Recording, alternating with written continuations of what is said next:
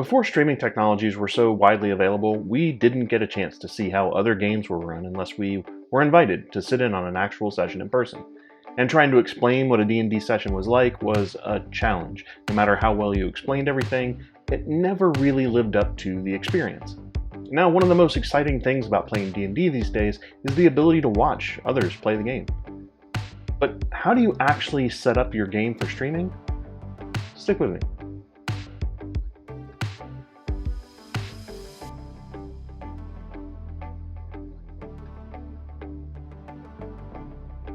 Welcome to Geek Philosophy, where we love geeky wisdom. And if you're new to the channel, my name is Brian, and we release new videos weekly, so please consider subscribing and turning on the notifications so you don't miss out on any of our content. I have some good news, and some better news. The good news is, it wasn't that long ago I was a noob when it came to streaming a D&D session to YouTube. I didn't have any experience, and I needed to do my own research to make it happen. But the better news is that I've made those mistakes, and I'm going to help you figure out how to avoid making them yourself.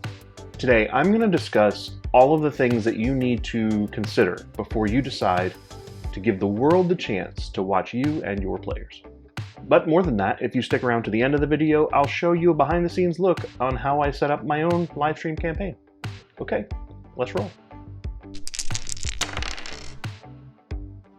If you're planning to live stream your gaming session, you're going to need a platform to reach your viewers. You have several choices, but you'll likely want to go with either Twitch or YouTube. Twitch is the biggest live streaming platform in the world. But YouTube is arguably a better platform if you want your videos to live on as searchable content for everyone. So either option is actually a good choice. But having said that, while Twitch and YouTube are likely the largest and most well-known options, even Facebook has an option for you to stream through their gaming video creator page. There are different rules for each platform, so make sure you're reviewing those carefully before you start streaming. To stream to any of those platforms, you could just go live with the tool itself, but I think you're going to need some streaming software to make it happen. This is the app that allows you to connect to the streaming service while having more control over the video and the audio the way you want them to appear in the stream. There are several options here, but the most popular tend to be OBS or Streamlabs OBS, both of which are free services. A relatively newer option is Ecamm Live. It's a paid application that works currently only on Mac, but we'll talk about this more later. We are playing D&D, so you'll still need a way to manage your character information. The good news is, there are plenty of options for this as well, most of which are free. And even if you're streaming, you could just use the old school route of having a printed character sheet and doing it with pen and paper.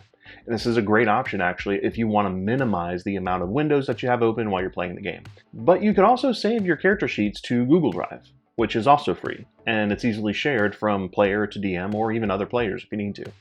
But for a more comprehensive approach, tools like D&D Beyond make it very easy to view your character information online and still have it as an interactive sheet that's even searchable during the game.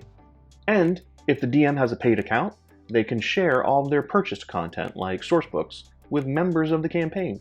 So this is a great option that could be free for the players.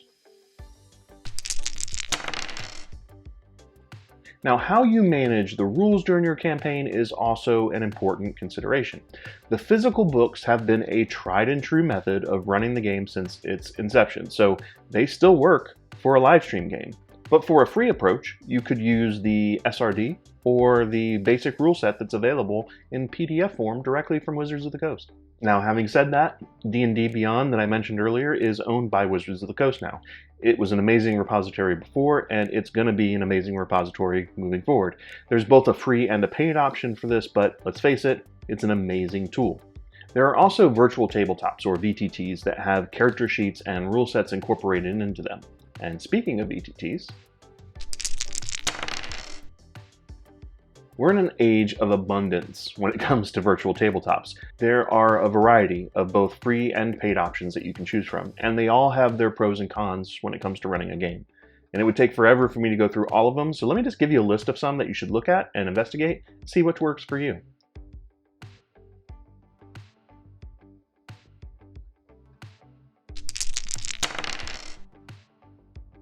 It would not be D&D without rolling some dice. Now, most of the virtual tabletops that I mentioned have a dice rolling app built in, and so does D&D Beyond as well.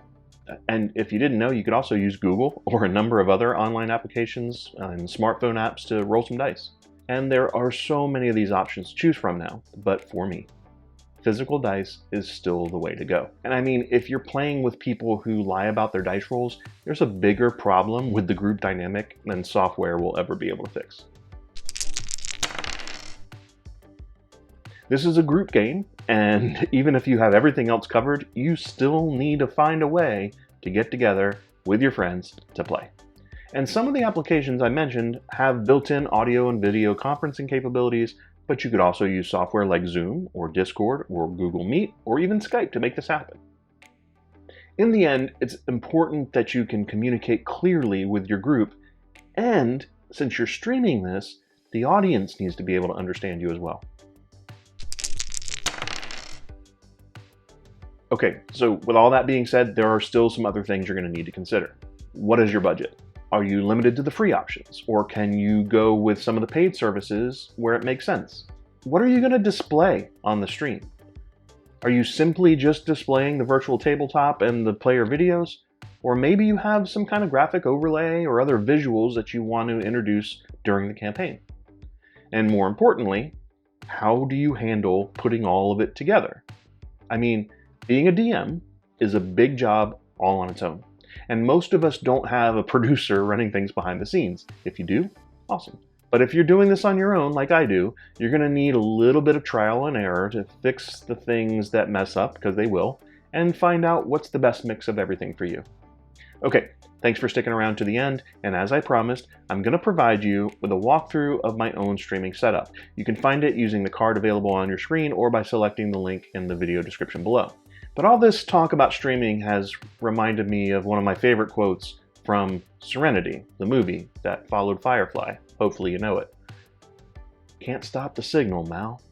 Everything goes somewhere, and I go everywhere. Cheers.